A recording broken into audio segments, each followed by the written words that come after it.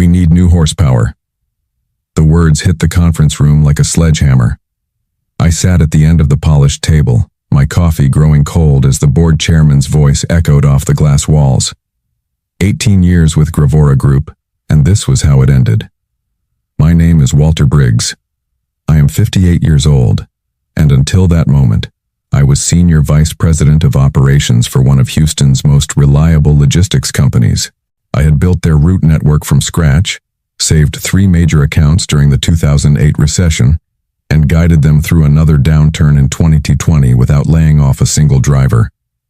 I thought that counted for something. We are bringing in someone with a fresh outlook, the chairman continued, not meeting my eyes. Someone who understands modern business dynamics. I knew exactly who that someone was. Chase Langford, 33 years old, married to the chief executive officer's daughter with a background in lifestyle marketing and zero experience in logistics. I had heard the whispers for months. The family dinners where business was discussed. The golf outings where decisions were made before they ever reached the boardroom. I folded my hands on the table and waited. No point in arguing. No point in listing my accomplishments or the contracts I had personally managed. The decision was already made, probably weeks ago. Walter, we appreciate everything you have done for Gravora Group, the chief executive officer said, finally looking in my direction. His voice carried the practiced tone of someone who had rehearsed this conversation. Your dedication has been noted. Noted.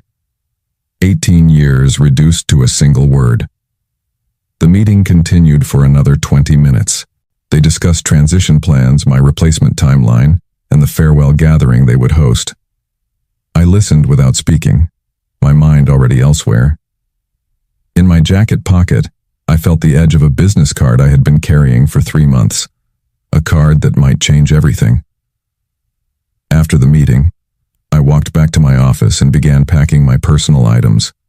The farewell gathering was scheduled for the following Friday, just enough time for Chase to shadow me and learn the basics of what I had spent nearly 2 decades perfecting. As I placed my coffee mug in the cardboard box, my phone buzzed. A text from my daughter, Catherine. How did the board meeting go, Dad? I stared at the message for a long moment, then typed back, big changes coming. I did not tell her I had just been forced into early retirement. I did not tell her that my replacement was a 30-something with connections but no experience. I would save that conversation for later when I'd figured out my next move. The business card in my pocket felt heavier now. It belonged to someone who had reached out months ago, someone who understood the value of long-term relationships in this industry, someone who might be very interested in what I had to offer. The next morning, I sat in my office earlier than usual, watching the sunrise paint the Houston skyline orange and gold. I had been coming to this same office since 2007, back when Gravora Group was a mid-size operation struggling to compete with the major players. I helped change that. I remembered my first major victory, the Petromax Industries contract, a $120 million deal that everyone said we were too small to handle. I spent 6 months building relationships with their procurement team, learning their delivery requirements and designing a route system that cut their costs by 15%. When we landed that contract, the chief executive officer called me into his office and shook my hand. Walter, you just saved this company, he had said. That was back when he still remembered my contributions. Over the years, I had built something solid here. Real relationships with drivers who trusted me, clients who respected our reliability, and vendors who knew a handshake with Walter Briggs was as good as any contract. I had missed family dinners to handle crisis shipments. I had worked through weekends to resolve route conflicts. I had even mortgaged my house to help cover payroll during the lean months of 2009. But somewhere along the way, things shifted. The chief executive officer's son-in-law started showing up to client meetings. Chase would sit in the corner, taking notes on his phone, asking questions that showed he fundamentally misunderstood our business model. The clients were polite, but I could see the confusion in their eyes. Why was this kid here? The warning signs had been building for months. My input was requested less frequently in strategic meetings. Budget decisions that used to require my approval were suddenly handled by the finance team. raised concerns about a proposed route change that would impact our largest client. I was told my perspective was valuable but perhaps too focused on the past. 3 months ago, everything became clear. I was reviewing our quarterly client satisfaction reports when Alyssa Cormack from Petromax Industries called my direct line. Alyssa had been my primary contact there for 8 years, and I considered her both a professional ally and a friend. "Walter, I need to ask you something off the record," she had said. "Are there changes coming at Gravora Group? Some of our executives are hearing rumors about new leadership in operations." I had been honest with her. Nothing official yet, but there might be some transitions in the works. "I see," she had said quietly. Then she had given me her personal business card. "If anything changes, call me. The relationship we have built is too important to lose." I had thanked her and tucked the card in my wallet, not thinking much of it at the time. Now, sitting in my office for what might be one of the last times, I understood what she had really been offering. Not just her business card, but a lifeline. Friday afternoon arrived like a slow-moving storm. The farewell gathering was scheduled for 4 p.m. in the main conference room, the same room where my career had been ended 3 days earlier. I spent the morning training Chase on our major accounts, watching him nod along while clearly not grasping the complexity of what we did. "So basically, we just move stuff from point A to point B," he said during our session on the Petromax contract. "How hard can it be?" I did not correct him. I just handed him the client folder and suggested he review the delivery specifications carefully. At 3:30 p.m., I gathered my remaining personal items and headed to the conference room. The company had ordered a cake with "Thank you, Walter" written in blue frosting. There were maybe 20 people there, mostly drivers and warehouse staff who had worked with me for years. The board members had other commitments, apparently. The chief executive officer gave a brief speech about my contributions and dedication. He mentioned my years of service and wished me well in my future endeavors. When he finished, Chase stepped forward. "I just want to say," Chase began, that familiar smirk creeping across his face, "that Walter has done great work here. But business evolves, you know. We need new energy, new ideas. Your time is over, old man, but do not worry. I will take good care of everything you built." The room fell silent. A few of the drivers shifted uncomfortably. One of the warehouse supervisors actually looked away. I felt something inside me go very quiet and very still. I did not react.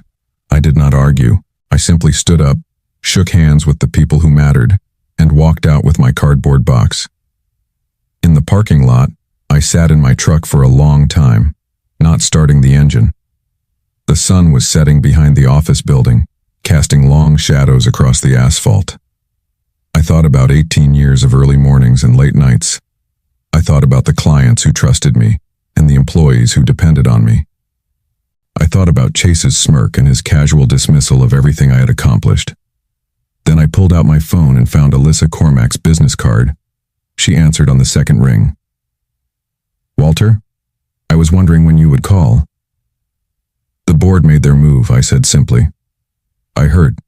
Chase Langford, right? The son-in-law with the marketing background?" "That is right." There was a pause. Then Alyssa said, "Walter, I think it is time we had a conversation. Are you free for dinner tomorrow?" I started my truck and pulled out of the Gravora Group parking lot for the last time as an employee. "I will be there," I said. As I drove home, I felt something I had not experienced in months. Not anger, not bitterness, but clarity. The game was just beginning. Saturday evening, I met Alyssa at a quiet steakhouse on the west side of Houston. She had chosen a corner booth away from the main dining area, and I understood why when she opened her leather portfolio and spread several documents across the table. "Before we talk business, I want you to know how sorry I am about what happened," she said. 18 years of partnership, and they replace you with someone who asked me last week if we needed our chemicals delivered in refrigerated trucks. I almost smiled at that. "He asked you about refrigerated trucks for industrial lubricants?" Apparently he confused us with a food service company. Alyssa shook her head. "Walter, I have been doing procurement for 15 years. I have never worked with anyone more reliable than you. When you say a delivery will arrive at 2 p.m. on Tuesday, it arrives at 2 p.m. on Tuesday. She pulled out a contract summary. This is our current agreement with Gravora Group. $120 million over 3 years, renewable. It represents about 40% of their total revenue. I knew those numbers by heart. It does. Here is what Chase does not understand, she continued. This contract exists because of relationships, not just competitive pricing. When we had the pipeline incident in 2018 and needed emergency chemical deliveries, you personally drove out to our facility at midnight to coordinate the response. When our usual vendor failed us during the freeze last year, you found an alternative supplier in 6 hours. I remembered both situations clearly. That is the job. No, Walter, that is not the job. That is going above and beyond repeatedly, for years. And now they expect me to maintain that same level of service with someone who thinks logistics is just moving stuff from point A to point B. Alyssa leaned forward. I have been authorized by Petromax Industries to explore alternative logistics partnerships. Our contract with Gravora Group expires in 60 days. If we choose not to renew, they lose their biggest client. I set down my coffee cup carefully. What are you suggesting? Bayflex Maritime approached us 6 months ago. They are expanding their inland logistics division and looking for experienced leadership. They offered me a very competitive proposal, but I told them we were happy with our current provider. She paused. That was when our current provider included you. I understood now why she had wanted this conversation off the record. And if I were to join Bayflex Maritime? Then we would have a reason to reconsider their proposal. Over the next hour, Alyssa laid out the details. Bayflex Maritime was a Houston-based company with strong financials and aggressive expansion plans. They needed someone with established client relationships to lead their new logistics division. The position would be executive consultant with significant equity participation. The offer is substantial, she said, sliding a document across the table. But more importantly, it is a chance to build something new without the politics and family connections that derailed your career at Gravora Group. I reviewed the terms quickly. The base salary was competitive, but the equity package was extraordinary. If Bayflex Maritime achieved their projected growth targets, my stake would be worth more than I had made in my last 5 years combined. There is one condition, Alyssa added. Bayflex Maritime needs an answer within 2 weeks. They want to announce the new division leadership before the end of the month. I looked up from the documents. 2 weeks is not much time. It is enough time for Gravora Group to realize what they are losing, she said. I plan to inform them next Friday that we will not be renewing our contract. I will also mention that we are exploring partnerships with companies that have more experienced leadership. We finished dinner discussing logistics and market conditions, but my mind was already working through the implications. Chase would have to handle the Petromax Industries relationship for exactly 9 days before learning they were taking their business elsewhere. He would have no idea how to respond, no relationships to leverage, no understanding of what had gone wrong. As I drove home, I felt something I had not experienced since my termination. Anticipation. Not for revenge exactly, but for the opportunity to prove that experience and relationships still mattered in business. I had 48 hours to make my decision, but honestly, I had already decided the moment Chase called me an old man whose time was over. Monday morning, I called Bayflex Maritime and arranged a meeting with their executive team. The company headquarters was located in a modern office complex near the ship channel, and as I walked through their lobby, I could see why Alyssa had been impressed with their proposal. The chief executive officer, Victoria Henley, was a former ExxonMobil executive who understood the energy logistics business inside and out. She had founded Bayflex Maritime 5 years earlier, with backing from private equity investors, and they had grown rapidly by focusing on specialized chemical and petroleum transport. Walter, your reputation precedes you, Victoria said as we sat down in her office. I have heard nothing but positive feedback about your work at Gravora Group. The Petromax Industries relationship alone is worth more than most companies generate in total revenue. I appreciated her directness. Alyssa Cormack suggested you might be interested in expanding into inland logistics. More than interested. We have been planning this expansion for 18 months, but we needed the right person to lead it. Someone with established relationships and proven results. She leaned back in her chair. What Alyssa may not have mentioned is that we have been watching Gravora Group's performance closely. Their client retention has declined significantly over the past year. This was news to me. I was not aware of any major client losses. 3 accounts terminated their contracts in the last 6 months. All cited concerns about service reliability and communication issues. The board has been scrambling to maintain revenue, which is probably why they made the changes they did. Victoria pulled out a folder. We did some research after Alyssa contacted us. Gravora Group's financial position is not as stable as it appears. They have been using short-term credit lines to cover operational costs, and their debt-to-equity ratio has increased substantially. I studied the documents she provided. The financial analysis showed a company under pressure, making desperate moves to cut costs and attract new investment. Replacing experienced leadership with family connections was starting to make sense from their perspective, even if it was strategically short-sighted. How did you obtain this information? I asked. Public filings mostly, plus industry contacts who have been watching their performance. Victoria smiled. The logistics business is smaller than people think. Word travels fast when a company starts struggling. She explained that Bayflex Maritime had been positioning themselves to acquire distressed competitors, but the opportunity to hire experienced leadership and attract their client base was even more appealing. If I joined their team and brought the Petromax Industries contract with me, it would accelerate their growth plans by years. There is something else you should know, Victoria said. We have been in preliminary discussions with 2 other former Gravora Group clients. They are both expressing interest in switching providers, but they want assurance that they would be working with experienced logistics professionals. I recognize the names she mentioned. Both were accounts I had managed personally, relationships built over years of reliable service and problem solving.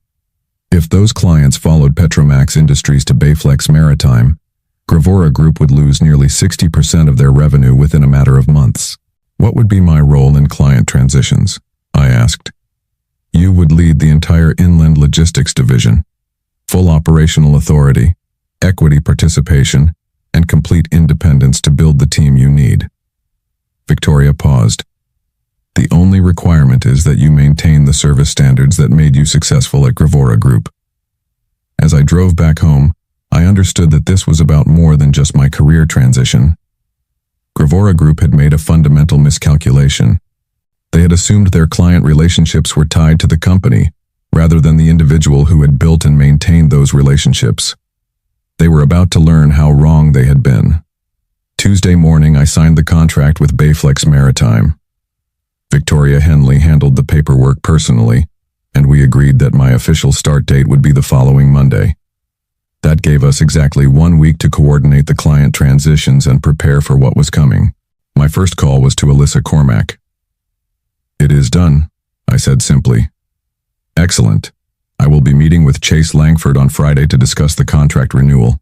Should be an interesting conversation. What will you tell him? The truth. That Petromax Industries has decided to explore alternative logistics partnerships, and we will not be renewing our agreement with Gravora Group when it expires next month. I could picture Chase's reaction. He would probably try to schedule an emergency meeting with the chief executive officer, scrambling to understand what had gone wrong. But by then, it would be too late to salvage the relationship. Alyssa, I want you to know I appreciate the risk you are taking. Walter, this is not a risk. This is a business decision based on 18 years of exceptional service. Petromax Industries needs reliable logistics partners, and you represent reliability. Wednesday and Thursday I worked quietly from home, developing transition plans and reviewing client files. Victoria had provided me with detailed information about Bayflex Maritime's capabilities, and I was impressed with their infrastructure and technological systems. In many ways, they were better positioned than Gravora Group to handle complex logistics requirements. Thursday evening, my phone rang. The caller identification showed Gravora Group's main number. Walter, this is James from the Chief Executive Officer's office. Mr. Davidson would like to schedule a meeting with you tomorrow morning. Would 9 a.m. work? I almost laughed. What does he want to discuss? He did not provide details, but he mentioned it was regarding client relationships and transition planning. Tell Mr. Davidson I am no longer available for transition planning. My employment with Gravora Group ended last Friday. Sir, I think there may be some misunderstanding. This would be a paid consultation. There is no misunderstanding, James. Have a good evening. Friday morning, while I was reviewing contracts at Bayflex Maritime's offices, Victoria knocked on my door. You might want to see this, she said, handing me her phone. It was a news alert from the Houston Business Journal. Gravora Group loses major client. Stock drops 15%. The article was brief but accurate. Petromax Industries had announced they were terminating their logistics contract with Gravora Group, citing strategic realignment with a new service provider. The stock market had responded immediately, driving share prices down in heavy trading. How did the media find out so quickly? I asked. Petromax Industries is publicly traded. They had to file a disclosure about the contract termination. Victoria smiled. The business community is very interested in their choice of new logistics provider. My phone buzzed with a text message from an unknown number. Walter, this is Chase Langford. We need to talk immediately. Call me. I showed the message to Victoria. What do you think? I think Chase Langford is having a very bad day, she said. And it is about to get worse. That afternoon, I received 2 more calls from former clients asking about my availability for consulting work. By evening, it was clear that word had spread throughout the Houston logistics community. The experienced professional was available, and companies were interested. I did not call Chase Langford back. I did not contact Gravora Group's executive team. I did not gloat or make public statements about my transition. I just answered the phone when it rang and scheduled meetings with prospective clients. The market would handle the rest. 3 weeks later, I was sitting in my new office at Bayflex Maritime when Victoria knocked on my door with a newspaper folded under her arm. You are going to want to read this, she said, placing the Houston Business Journal on my desk. The headline read, Gravora Group seeks emergency funding after client exodus. The article detailed everything that had unfolded since my departure. Petromax Industries had been the first to leave, followed within days by Morrison Chemical and Gulf States Energy. Both companies had announced partnerships with Bayflex Maritime, specifically citing the experience and reliability of our logistics team. Within 2 weeks, Gravora Group had lost nearly 70% of their major contracts. The board had called an emergency meeting. Chase Langford had resigned, citing personal reasons and family obligations. The chief executive officer had been forced to accept a bridge loan from private investors just to maintain operations. There is more, Victoria said, pointing to a smaller article on the facing page. Chase Langford has joined his father-in-law's real estate development company. Apparently, logistics was not the right fit for his skill set. I folded the newspaper and set it aside. What about their remaining operations? They are trying to rebuild with a smaller client base. The new operations manager is actually someone you trained, Jacob Miller. He reached out yesterday to ask if we might consider some kind of partnership arrangement. I remember Jacob. Good worker, solid understanding of the business, but he had inherited an impossible situation. What did you tell him? That we would be happy to discuss subcontracting opportunities if they could meet our service standards. It was a professional response. Bayflex Maritime was growing rapidly, and we needed reliable partners to handle overflow capacity. If Gravora Group could rebuild their operations and maintain quality standards, there might be room for collaboration. But that would be a business decision, not a personal one.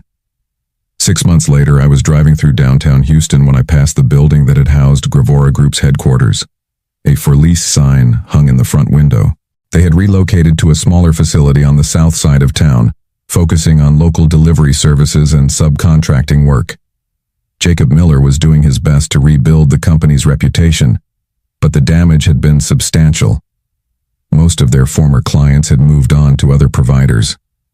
I pulled into a coffee shop and sat by the window, watching the early morning traffic.